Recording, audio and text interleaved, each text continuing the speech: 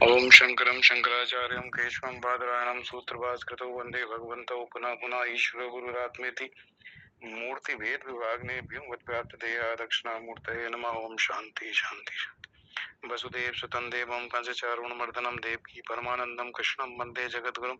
नमस्ते रामचंद्राय माधवाय नमो नमः गोविंदाय नमस्तुभ्यं। नमस्ते परमात्मने अद्वैत ब्रह्म रूपाय ज्ञान गम्याय ते नमः। नमः पूर्णारम्याय माधवाय चिदात्मने।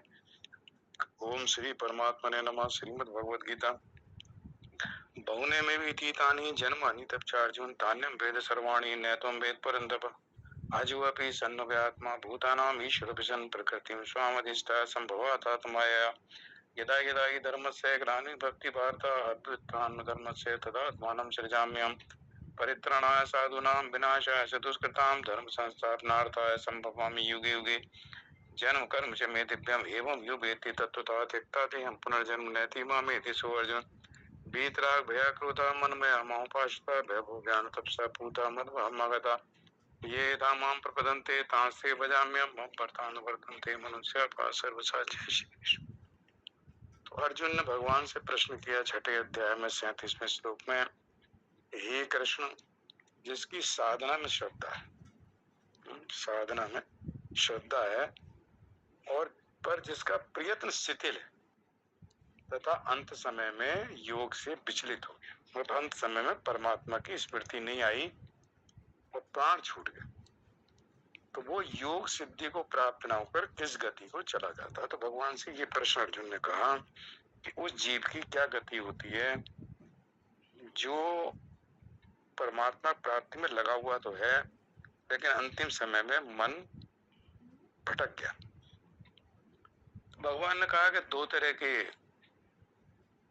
जीव बताए, एक जिसको पूरी तरह से वैराग्य नहीं हुआ है, अभी भोगों में उसका मन है लेकिन साथ में परमात्मा की प्राप्ति के लिए भी वो साधन करता है। दूसरा ये जिसको भोग रहित वासना रहित है, जिसके अंदर भोगों की कोई इच्छा नहीं है, परमात्मा प्राप्ति का ही उद्देश्य है, अंतिम समय में मन विचलित हो गया।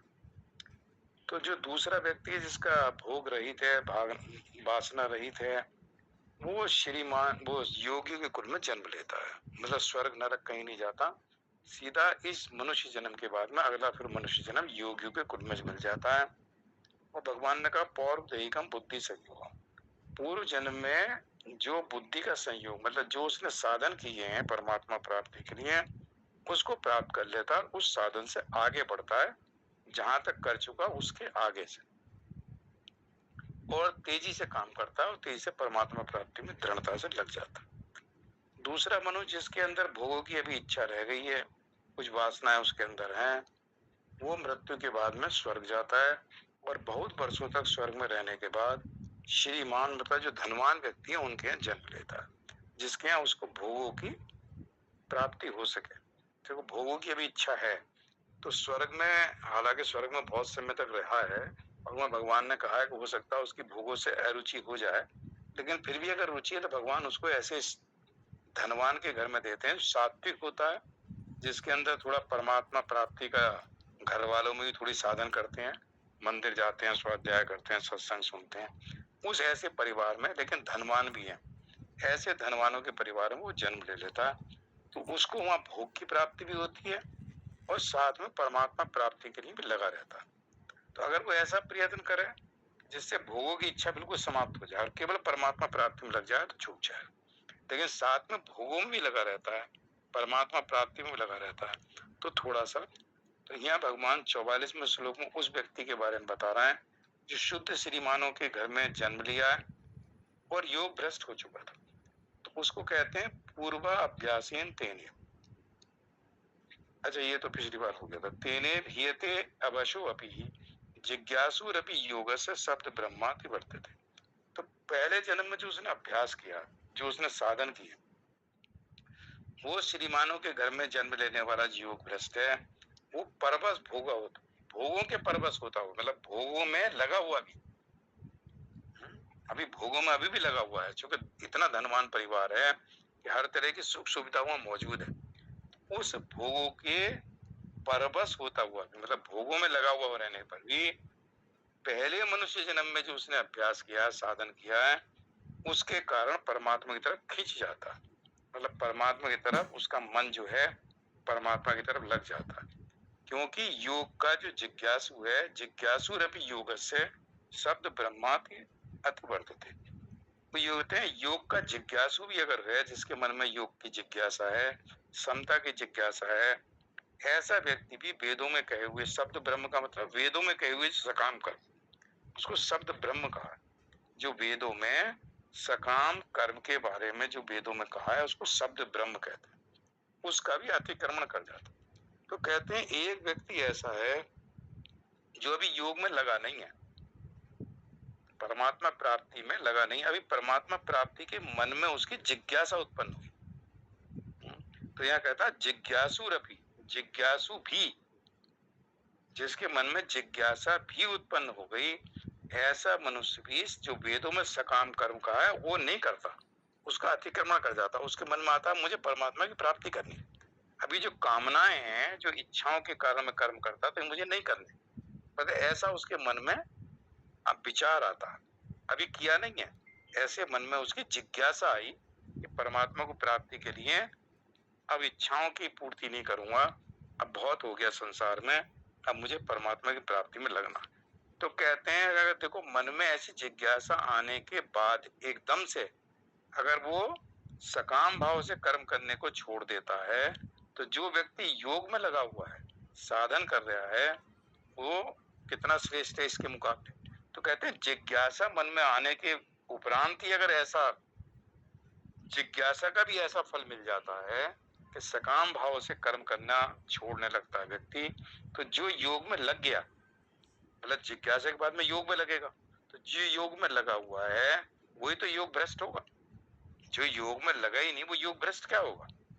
जो परमात्मा प्राप्ति के मार्ग पे चल रहा है साधक, वही तो अंतिम समय में उसकी हो सकता है कि विस्मृति हो जाए, लेकिन जो संसार में लगा हुआ है, जो परमात्मा की जिसको स्मृति नहीं है, तो उसको तो मृत्यु समय भी स्मृति नहीं होगी।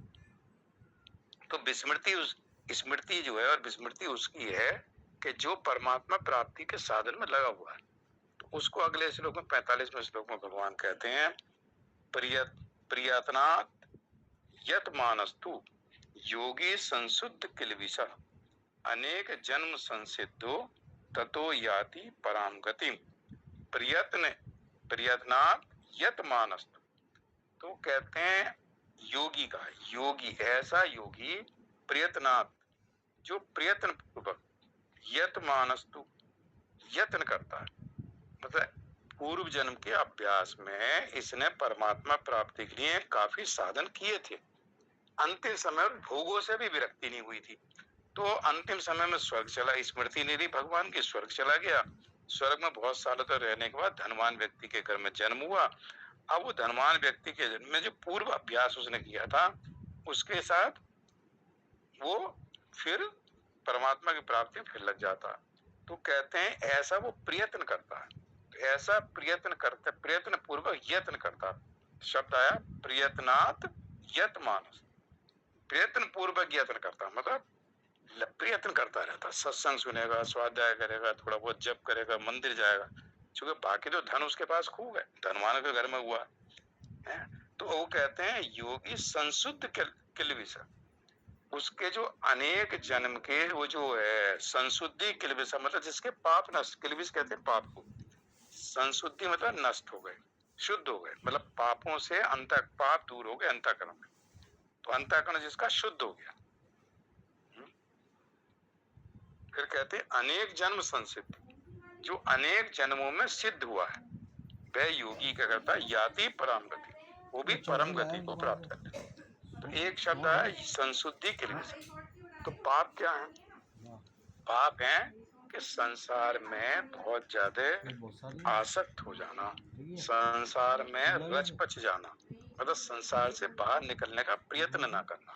संसार को मृत्यु संसार सागर कहा है, इसको भव सागर कहा है। इस सागर में ही ऊपर नीचे होता रहता है, कभी पानी के अंदर चला जाता मृत्यु हो गई, कभी सतह के ऊपर आ जाता जन्म हो गया।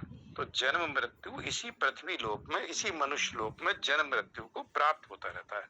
अनेक बार मृत्यु होती है, अनेक बार जन्म होता है। वो क्यों?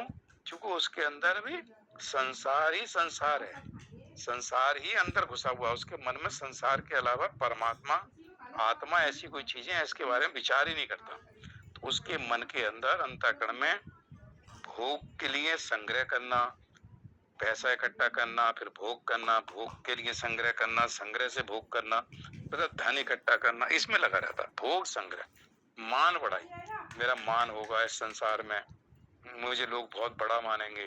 तो वो कहते हैं भगवान के तेरा मान हुआ तो संसार में मान हुआ, संसार से बड़ा ही तो तेरे साथ जाएगा ही नहीं। जो तूने साधन किए परमात्मा प्राप्ति के, वो साधन तेरे साथ जाएंगे, वो तुझे मुक्त करेंगे, वो तुझे स्वर्ग ले जाएंगे, ऊंचे लोकों में ले जाएंगे। मान बढ़ाई वगैरह भोग संग्रह सब इसी संसार में रह जाएंगे। ये जो तूने कर्म किए हैं इसको भोगने के लिए और तुझे मनुष्य शरीर मिलेगा। तो ये कर्म के जो संस्कार होंगे इसके लिए तुझे बार बार शरीर मिलते रहेंगे, छूटेगा कैसे? तो कहते हैं ये जब नष्ट हो जाते हैं, मतलब संसार जो हमारे मन में प्रवेश कर चुका है, हमेशा हम संसार का चिंतन करते हैं, हमेशा विषयों का चिंतन करते हैं, संसार के विषय में सोचते रहते हैं, तो ये हमारा अंतःकरण इससे अशुद्ध होता है। अंतःकरण की अशुद्धि है। जब अंतःकरण अशुद्ध होता है तो हमारा मन परमात्मा चिंतन, आत्मचिंतन में नहीं लगता। जब अंतःकरण शुद्ध होता है तो हमारा मन, अंतःकरण शुद्ध का मतलब है अंतःकरण में जो अशुद्धि थी, पाप को अशुद्धि कहा, पाप को कहा अशुद्धि। तो इसको कहा अनेक जन ऐसे जिनके पाप नष्ट हो गए हैं, संशुद्धि किलविषय, किलविषय मतलब पाप, संशुद्धि मतलब नष्ट हो गए। कैसे? अनेक जन्म संसिद्ध, अनेक जन्मों में सिद्ध हुआ है।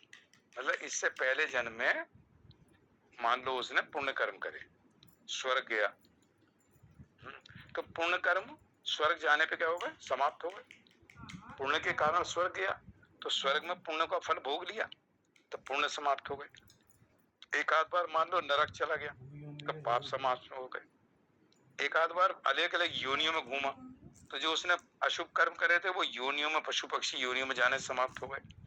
तो उसके पुराने जन्म, पुराने पाप नष्ट हो गए नरक में जाने से, पुण्य क्षीण हो गए मतलब स्वर्ग में जाने से, और अनेक मनुष्य योनि में गया, अनेक पशु पक्षी योनि में गया तो और भी, इससे उसके जो पाप पुण्य थे अंतःकरण में वो नष्ट हुए। तो अनेक जन्म संसिद्ध, मतलब अनेक जन्मों में तो ये है। दूसरा ये है कि जो व्यक्ति ने पिछले जन्म में साधन किए और साधन किए और अंतिम समय भगवान की स्मृति भूल गया तो स्वर्ग चला गया।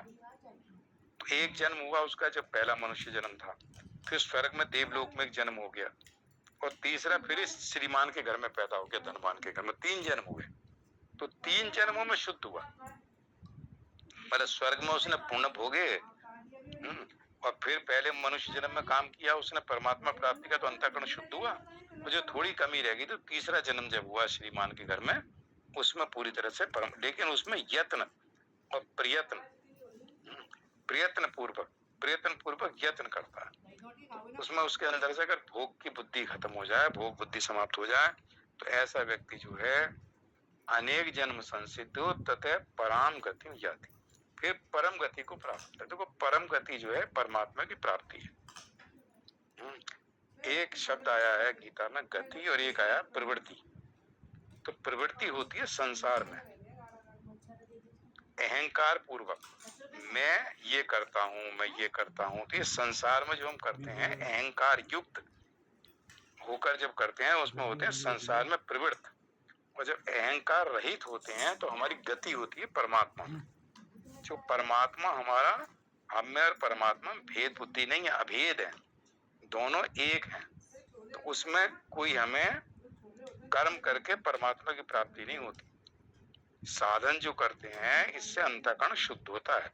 जब अंतःकरण पूरी तरह से शुद्ध हो जाता है तो हम अपने स्वरूप को प्राप्त कर लेते हैं। तो साधन से, कर्म योग से, भक्ति योग से, उपासना से हमारा अंतःकरण शुद्ध होता है। अनेक जन्मों के जो पाप हैं, अनेक जन्मों के जो संचित वासनाएं हैं, संस्कार हैं, वो नष्ट होकर शुभ संस्कार संचित होते हैं।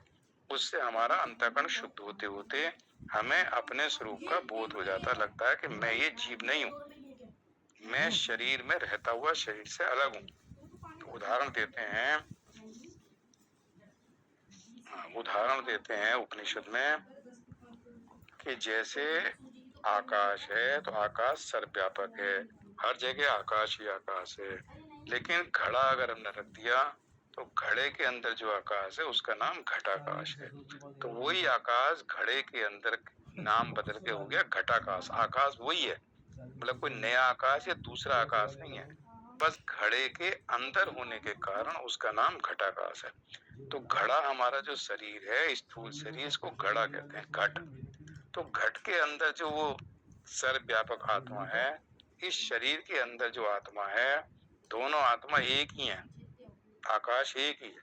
लेकिन घट रूपी जो स्थूल शरीर के अंदर जो आत्मा है उसको जीवात्मा कह दिया, चूंकि ये उपाधि से युक्त, शरीर की उपाधि से युक्त होने के कारण उस आत्मा का नाम जीवात्मा हो गया, जीव बन गया, उपाधि से, शरीर की उपाधि के अंदर रहने के कारण। तो अगर इसको ये उपाधि से अलग हो जाए, ये समझ ले कि मैं इन उपाधियों से अलग हूँ, तो घटाकाश में अगर घड़ा फूट गया तो जो घड़े के अंदर का आकाश है वो महाकाश में लीन हो जाता, मतलब दोनों एक ही हैं, घटाकाश और महाकाश। लेकिन घटाकाश के अंदर रहने के कारण, तो घटाकाश मतलब देहादि, देह के अंदर रहने के कारण उस आत्मा का नाम जीवात्मा हो गया। जब देह के अंदर है तो वो कहता है मैं देह हूँ, मैं शरीर हूँ, शरीर से युक्त होकर वो काम करता है, मुझे शरीर की पूर्ति करने के ये काम करने हैं। तो ये जो उपाधियों से युक्त होकर जो कर्म करता है वो संचित होते रहते हैं। जो उपाधि से, जो सारा काम उपाधि का है, उपाधि से रहित हो जाए तो जब ज्ञान होता है, अंतःकरण शुद्ध होता है, तो उसे लगता है कि मैं ये शरीर नहीं हूँ, मैं नित्य शुद्ध बुद्ध मुक्त आत्मा हूँ। तो मैं सर्वव्यापक हूँ, सारे शरीरों में एक ही आत्मा है, किससे राग किससे द्वेष किया जाए। तो जब सब आत्मा है, वही मेरा वास्तविक स्वरूप है, तो वो देह से अपने आप को भिन्न समझता है कि मैं देह में रहता हुआ भी सर्वव्यापक आत्म तत्व हूँ, तत्व की दृष्टि से मैं ही वो आत्मा और ब्रह्म हूँ। तो इस तरह से उसको ज्ञान होने के कारण वो अपने आप को देह रूपी उपाधि से अपने आप को सर्वव्यापक समझता है। मैं देह में भी हूँ, देह के बाहर भी मैं, सब शरीरों में भी मैं। इस तरह का उसका ज्ञान होने से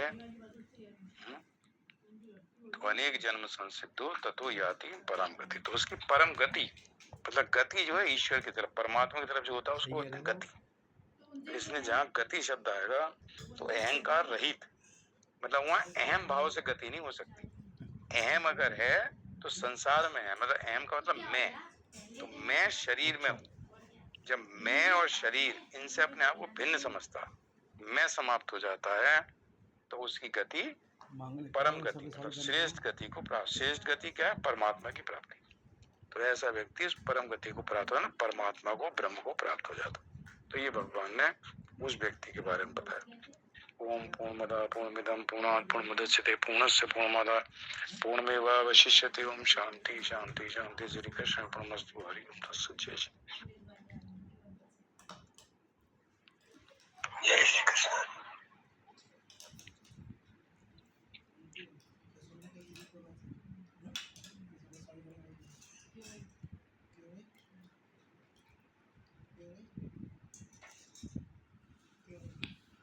जय श्री कृष्ण प्रभु जी।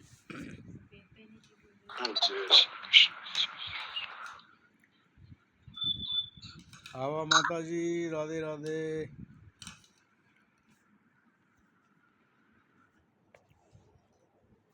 राधे राधे।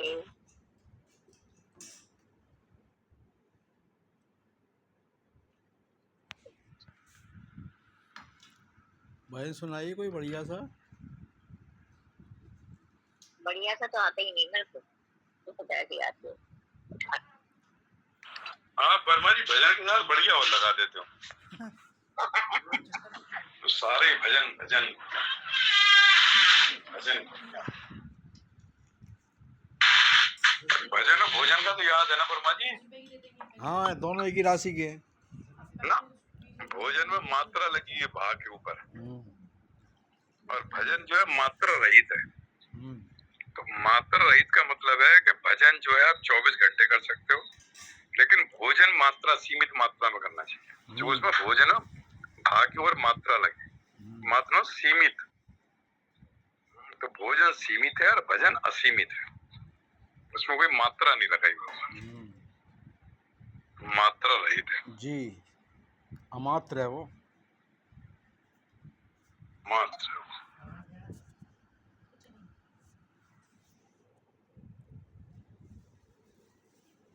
श्याम सुंदर सदा ओ प्यारे उन्हीं से लगे वो हमारे हम श्याम सुंदर सदा हमको प्यारे रहे हम उन्हीं से लगे हमारे मोह माया की नदियाँ बही जा रही, मोह माया की नदियाँ बही जा रही, मन की ममता को खींचे चली जा रही, मन की ममता को खींचे चली जा रही, हम भंवर में रहे या किनारे रहे हम उन्हीं के रहे हमारे रहे, हम भंवर में रहे या किनारे रहे उन्हीं के रहे हमारे, जिस डगर से मुरलिया की धुन आएगी, जिस डगर से मुरलिया की धुन आएगी, उस डगर पे उमरिया कट जाएगी, उस डगर पे उमरिया ये कट जाएगी, श्याम सुंदर की छवि हृदय में धारे रहे हम उन्हीं के रहे वो हमारे रहे, श्याम सुंदर हमारे दुलारे रहे हम उन्हीं के रहे वो हमारे, प्रेम पीयूष की धार बहती रहे, प्रेम पीयूष की धार बहती रहे, नित्य रसना ये घन श्याम लटती रहे, नित्य रसना ये घन श्याम कहती रहे, श्याम श्याम सुंदर सदा हमारे दुलारे रहे हम उन्हीं के रहे वो हमारे रहे, श्याम सुंदर सदा हमको प्यारे रहे हम उन्हीं के रहे हमारे रहे, हम उन्हीं के रहे वो हमारे। जय श्री कृष्ण। सभी को सादर प्रणाम, सादर नमन। जय श्री कृष्ण।